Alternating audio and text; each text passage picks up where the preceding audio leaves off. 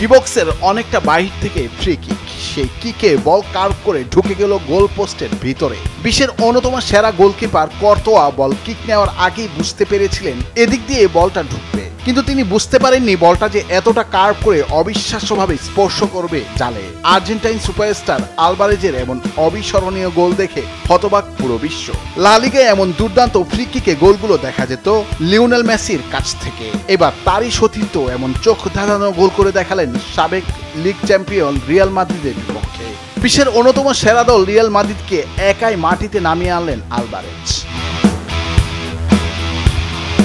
দুর্দান্ত এই গোলের ব্যাপারে আলভারেজ বলেন, জাতীয় দলে মেসি যখন ফ্রি কিক নিতেন তখন আমি দেখতাম, সেভাবে ক্লাবে এসে চেষ্টা করলাম, এখন সেটার ফল পাচ্ছি। সিজনের প্রথম মাদ্রিদ ডার্বিতে এতটা বাজেভাবে হারবে রিয়াল মাদ্রিদ সেটা হয়তো কল্পনাও করেনি তারা। অ্যাটলেটিকো মাদ্রিদের কাছে 5-2 গোলে বিধ্বস্ত হলো এমবাপ্পেরা। 75 বছর পর এক ম্যাচে 5 গোল খেল রিয়াল মাদ্রিদ। সর্বশেষ 1950 সালের নভেম্বরে 6-3 গোলে হেরেছিল তারা।